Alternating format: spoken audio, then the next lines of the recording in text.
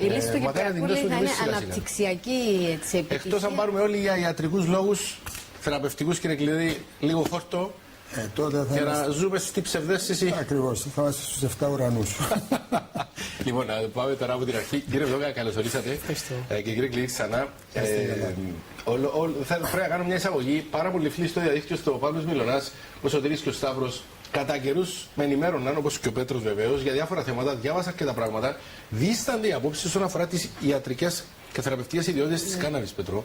Θα ήθελα πριν πάμε στο γιατρό και τον Παγκύπριο Ιατρικό Σύλλογο, είναι εκπρόσωπος του, λίγο να μας δώσει την εικόνα. Εδώ τι είναι, να μας πεις εσύ τι βλέπουμε, καταρχήν. Έχουμε εδώ ένα μπουκάλι που περιέχει κάναβη. Αυτή η κάναβη είναι κλωστική κάναβη. Παντού στην Ευρώπη είναι νόμιμη η κλωστική κάναβη.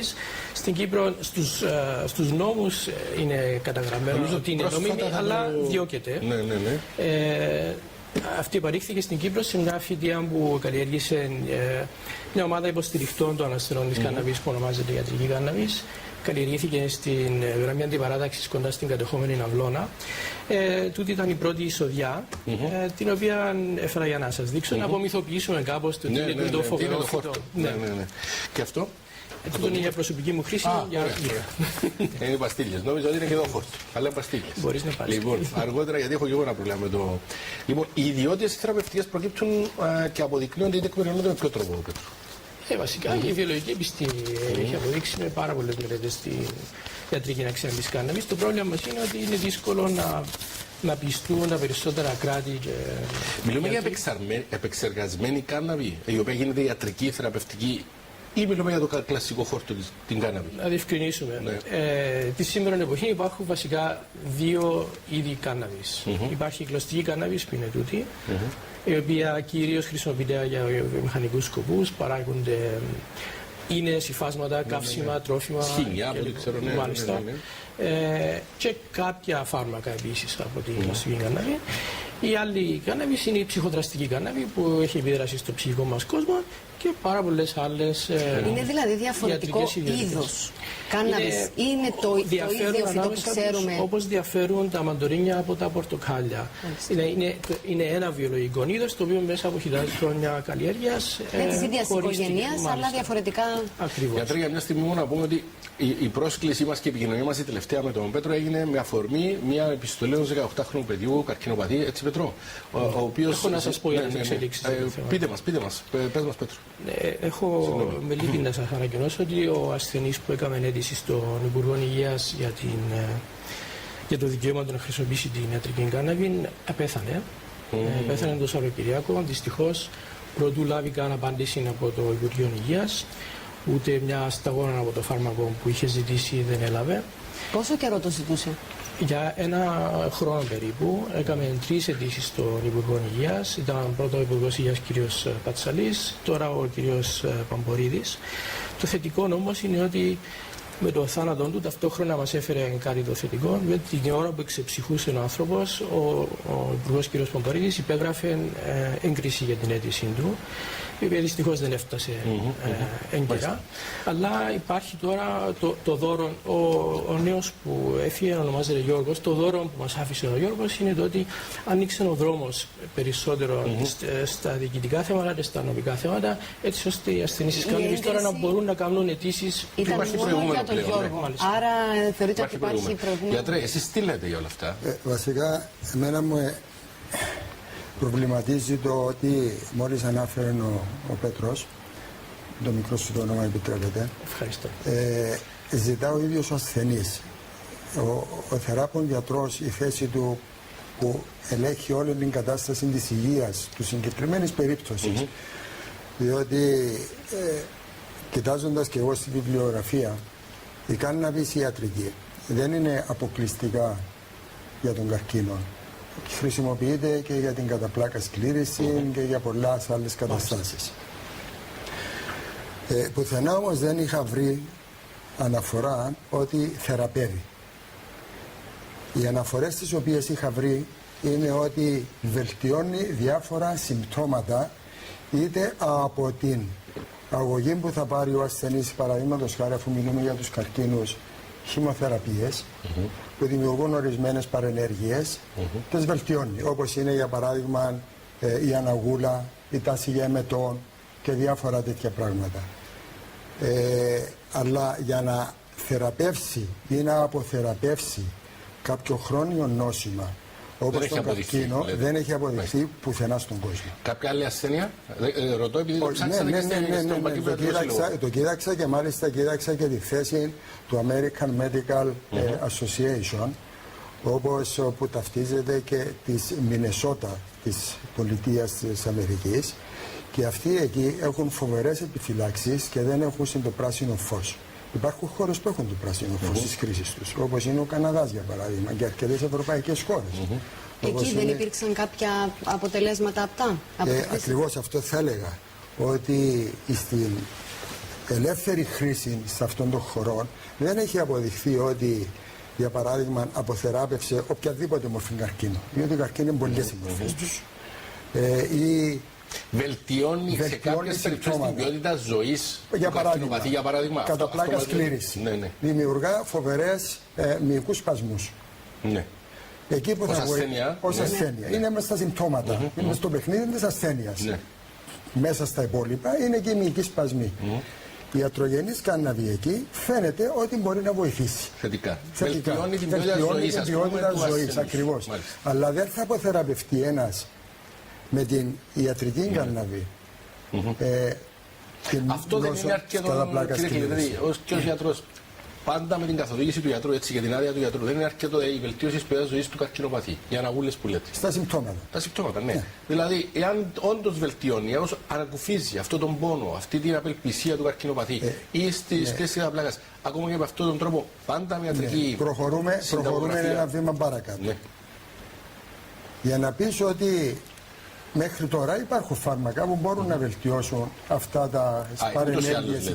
Ναι, δεν υπάρχει φάρμακο για να περιορίσει τις αναγούλες, υπάρχει φάρμακο για να περιορίσει τους μυϊκούς σπασμούς και διάφορα άλλα τέτοια. Δεν υπάρχει όμως μια συγκριτική μελέτη που θα πει ότι αυτόν το φάρμακο υπερτερεί από το άλλο. Γι' αυτό όλες οι χώρες, ειδικά το FDA της Αμερικής και πολλά κέντρα της Ευρώπης, είναι διστακτικά να ανάψουν το πράσινο φως αν δεν συμπληρωθούν όλες οι κλασικές διαδικασίες οι οποίες χρησιμοποιούνται για τα κλασικά φάρμακα που χρησιμοποιούνται στην ορθόδοξη ιατρική. Και αυτές οι κλασικές διαδικασίες μπορεί να διαρκέσουν και 10 χρόνια. Δηλαδή για να βγει ένα φάρμακο να το μπει στην κυκλοφορία, δεν μπαίνει χθες το ανακάλυψα, σήμερα είναι μες στην αγορά. Σωστά. Θέλει τουλάχιστον μια δεκαετία να δουν τα αποτελέσματα εργαστήριων και θα κάνουν και τις φάσεις, πρώτη, δεύτερη, τρίτη φάσεις κλπ. Ήρθε παρόδο να πούμε ότι είσαι γιος του ψυχίατρου, του γνωστού ψυχίατρου, του Τάκη του Ευδόκα. Εμείς τον Τάκη του Ευδόκα, εγώ δηλαδή, τον γνώρισα από τα βιβλία του και κυρίως προσωπικά τον πατέρα σας. Από τη μεγάλη του μάχη, να πω για τους νεότερους, την πολύ μεγάλη του μάχη, ελάχιστοι το λένε, το λέω εγώ, είναι μια ευκαιρία που είναι ο Πέτρος εδώ, τη μεγάλη του μάχη για αποκατάσταση της δημοκρατίας σε αυτόν τον τόπο και της εμπέδωσης μιας δημοκρατίας διαφορετικής από αυτή που βίωναν οι πατεράδες μας, οι παππούδες μας, απλώς για την ιστορία. Πέτρο, άκουσες την ιατρικό σύλλογο? Μέρη συμφωνούμε με τον γιατρό, σε κάποια μέρη δίστανται απόψεις όπως είπατε. Για παράδειγμα, στις παθήσεις που για την καραπλάκα σκλήρηση, για παράδειγμα, που πρόσφατα επίσης ονομάζεται πολλαπλή σκλήρηση. Τα ωφέλη της ιατρικής κάναβης δεν είναι μόνο στην απάλυση και ανακούφιση των συμπτωμάτων, δεδομένου ότι πρόσφατα η συμβατική επιστήμη παραδέχεται ότι η καραπλάκα σκλήρηση είναι μια παθήση του αυτάνωσου συστήματος, δηλαδή το μέρος που μας προστατεύει από τις ασθένειες νοσεί το ίδιο εκείνο το μέρος, επιτίθεται ο οργανισμός στα κύτταρά του. Η βάση των αυτοάνωσων παθήσεων κυρίως είναι ψυχική. Οι ψυχοδραστικές ιδιότητες της κάναβης, εκτός από σωματική ανακούφιση, φέρνουν ψυχική ανακούφιση, είναι βοήθημα για την ψυχανάλυση και την ψυχοθεραπεία, οπότε δίνει ευκαιρία στο άτομο να επιλύσει τις εσωτερικές συγκρούσεις που οδηγήσαν στο αυτοάνωσο σύστημα. Μου επιτρέπετε να το πω λίγο πιο απλά αυτό που περιγράφεις, αν το πω σωστά, διόρθω μια μπω λάθος. Θεραπεύει και τη ρίζα της πάθησης. Λένε πολλοί και οι γιατροί ότι το άγχος, το στρες και πολλές άλλες ψυχοπαθήσεις, τις οποίες κουβαλούμε από τα παιδικά μας χρόνια προφανώς ή και αργότερα τα προσθέτουμε στα βάρη και στους ώμους μας, συμβάλλουν στην εκδήλωση διαφόρων ασθενειών. Σωστά. Με την κάναβη, λέτε εσείς, περιορίζοντας αυτές τις ψυχοπαθητικά τέλος πάντων συμπτώματα που μας προκαλούν διάφορες παράγοντες, περιορίζουμε και τη δυνατότητα ανάπτυξη μια ασθένεια. Η αυτογνωσία και η επίλυση των εσωτερικών. Μια προσέγγιση δηλαδή τη χρήση τη ιατρική κάναβη. Θέλω να σα πω κάτι, αυτό δεν θα μπορούσε να είναι αφορμή. Θα πω σε ένα άλλο θέμα τώρα. Αφορμή για πολλού και ιδίω άνθρωπου οι οποίοι ίσω να μην έχουν και την οριμότητα τη σωστή χρήση. Να το εκμεταλλευτούν τόσο ώστε να έχουμε πλέον και παρεμπόριο και εμπόριο και χρήμα και ξέρει στην οικονομία πώ λειτουργούν τα πράγματα. Λόγω τη άνομη καταδίωξη τη κάναβη που υφιστάμεθα σήμερα, υπάρχει πρώτον μια τεράστια. Το τεράστιο φαινόμενο τη κατάχρηση και λάθος χρήσης από τους ανθρώπους, οι οποίοι ζουν στην παρανομία και την άγνοια. Δυστυχώς, επειδή αισθάνονται κυνηγημένοι άνθρωποι, δεν μπορούν να ενημερωθούν ορθά για την ορθή χρήση της κάναβης. Αλλά εμείς ξεκινούμε με την προϋπόθεση ότι κάθε χρήση της κάναβης είναι ιατρική χρήση. Ακόμα και αν οι άνθρωποι κάνουν λάθος χρήση ή κατάχρηση, εκείνο που τους πρόχνει είναι μια ανάγκη, έστω βιολογική, έστω ψυχική, την οποία το φυτό ή ικανοποιεί ή αν κάνουν λάθος χρήση δεν τους την ικανοποιεί. Θέλουμε να μπορεί να ενημερωθεί ο κόσμος να μάθει να κάνει ορθή χρήση. Επίσης, να ενημερωθούν οι γιατροί, οι νοσηλευτές κλπ. Για τα ωφέλη αλλά και τους περιορισμούς. Υπάρχουν πολλές παθήσεις οι οποίες είναι άσχετοι η κάναβης. Δεν υπάρχει κίνδυνος από την κακή χρήση.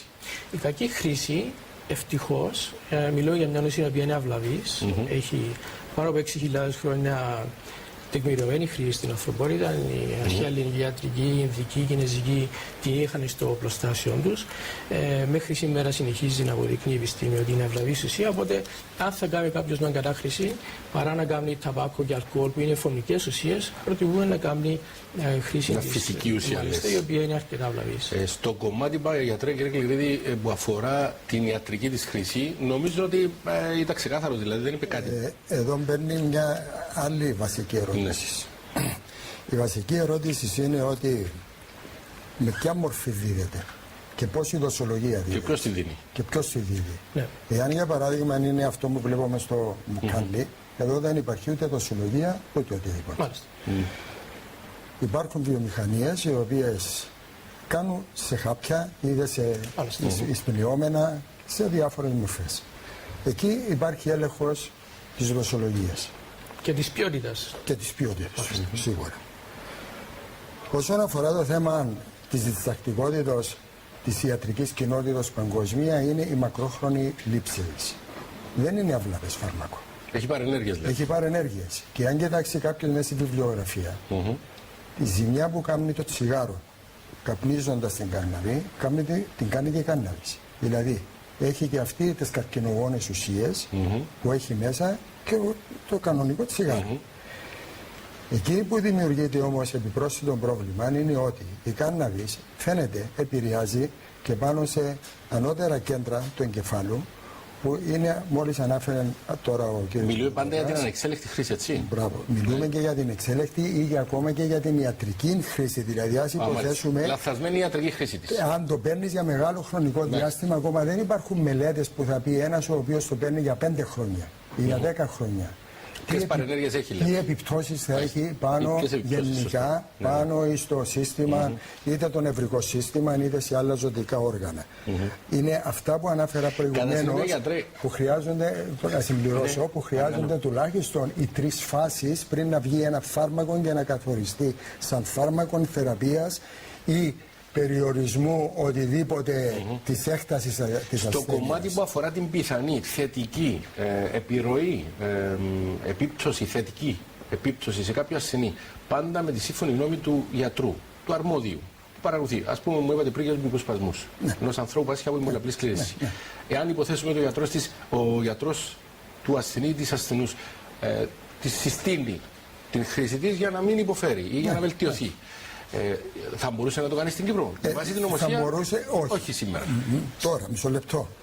Εάν ο γιατρός γράψει μία έκθεση, η οποία έκθεση αποταθεί στο αρμόδιο τμήμα της κυβέρνησης που είναι φαρμακευτικές υπηρεσίες, και πει ότι ο ασθενής ο τάδε πάσχει από την τάδε πάθηση, έχει αυτά τα προβλήματα και συστήνω, αφού εδοκίμασα τα πιο πάνω, αυτό το πράγμα για τον ασθενή το συγκεκριμένο. Εκεί θα καθίσει έναν συμβούλιο, ειδικά για την περίπτωση εκείνη, το οποίο θα πει το ναι ή το όχι. Και αν θα πει το ναι, θα πει γιατί το ναι, και αν θα πει το όχι, να το δικαιολογήσει το όχι, γιατί δεν το επιτρέπω. Αυτό θα ήταν ωραίο αν ίσχυε στην πραγματικότητα. Ας συμβαίνει εννοείς. Δεν συμβαίνει, Στην λες? πραγματικότητα, οι φαρμακευτικές υπηρεσίες του Υπουργείου Υγείας δεν έχουν την νομική εξουσία να δώσουν άδεια για τη χρήση της κάναβης. Μόνο ο Υπουργός Υγείας έχει το δικαίωμα που του παρέχει ο νόμος που αφορά τη χρήση ελεγχόμενων ουσιών. Επίσης, δεν υπάρχει κάποια επιτροπή που να κατέχει τη γνώση ή την πείρα για να κρίνει αν κάποιος ασθενής θα ωφεληθεί. Δυστυχώς, ακόμα δεν υπάρχουν τα πράγματα. Θα ήθελα και εγώ, όπως ο γιατρός, να δω να θεσμοθετηθούν αυτές οι καταστάσεις. Αλλά δεν υπάρχουν. Εμείς γι' αυτό αγωνίζομαστε. Θέλω να σε ρωτήσω κάτι. Το ξέρεις πολύ καλά ότι καπνίζουν το κλασικό τσιγάρο, την νοικοτήνη με τα παρελκόμενα της, από το δημοτικό. Παιδιά, σε ανησυχεί καθόλου ότι η πιθανότητα διαφήμισης της και η λήψη αυτών των πληροφοριών για τις θετικές παρενέργειες, επιπτώσεις της κάναβης σε παιδιά θα δώσει όπλο στους εμπόρους οι οποίοι εκμεταλλεύονται και αποκομίζουν οικονομικά ωφέλη? Όμως πρέπει να έχουμε ένα πλαίσιο καλό. Το παράνομο εμπόριο που είναι το οργανωμένο έγκλημα και η μαφία θα εκλείψει αυτή τη στιγμή νομιμοποιηθεί η κάναβη στην Κύπρο. Είναι έγκλημα δισεκατομμυρίων η μαύρη αγορά, η οποία αμέσως με την υπογραφή που θα νομιμοποιήσει την κάναβη θα εξαλείψει αυτόν τον κλάδο του εγκλήματος. Θα μπορούμε να εκπαιδεύσουμε τον κόσμο να μάθει την ορθή χρήση, να μεταδώσουμε τα ορθά μηνύματα. Μάλιστα. Γιατρέ, κλείστε εσείς. Εκείνο που θέλω να σημειώσω είναι ότι νομίζω ότι και διεθνώς, όχι μόνο το πλαίσιο της φτωχής Κύπρου, είμαστε λίγο μακριά από την πραγματικότητα της, είτε είναι θετική είτε είναι αρνητική αυτή η υπόθεση. Υπάρχουν δρόμος επιστημονικός ακόμα να περάσει, μελέτες οι οποίες πρέπει να γίνουν και μελέτες μάλιστα σε μεγάλων πληθυσμών κόσμου. Για παράδειγμα, στην Αμερική κάθε χρόνο πηγαίνουν στα εξωτερικά ιατρία γύρω στις 440.000, γράφει τουλάχιστον αυτό που είχα διαβάσει το σημείωμα, από θέμα παρενεργειών της χρήσης κάναβης, ιατρικής κάναβης. Αντιλαμβάνεστε ότι σε μια χώρα η οποία σε ορισμένες πολιτείες ίσως έδωσαν το πράσινο φως, δημιουργείται αυτό το πράγμα, πόσο μάλλον σε μια χώρα η οποία δεν έχει τις δικλείδες ασφάλειας και ούτε το καλλιεργώ το φυτό. Μετά τι θα το κάνω? Πού θα το πάρω? Πώς θα το κάνω φάρμακο? Πώς θα το περάσω για φάρμακο και να το βάλω μέσα? Δηλαδή δεν είναι απλώς τα χωράφια έξω. Θέλει και βιομηχανία, θέλει και επιστήμονες, θέλει και τεχνογνωσία για να μπορέσει να γίνει αυτό το πράγμα και να πεις όπως δημιουργηθήκα κάποια. Μου φαίνεται με αυτά που ζω στην Κύπρο ότι με πιάνει τρόμος, δηλαδή αν πούμε ότι θα το κάνω. Εγώ το τι εισηγούμε. Είναι καλύτερα παρά η μαύρη αγορά. Εγώ το τι εισηγούμε σε αυτό και το όπιον είναι από την Παπαρούνα και εκείνο είναι φυτικό. Γιατί δεν υπάρχουν στην Κύπρο εργοστάσια που κατασκευάζουν όπιο? Λοιπόν, νομίζω. Ευχαριστούμε. Να είστε καλά, σε ευχαριστώ θερμά. Εμείς σας ευχαριστούμε. Ωραία τα αφήσεις εδώ. Σε ευχαριστώ πολύ, κύριε Κλειδί, να είστε καλά. Λοιπόν, θα πάμε τώρα σε διάλειμμα όμως.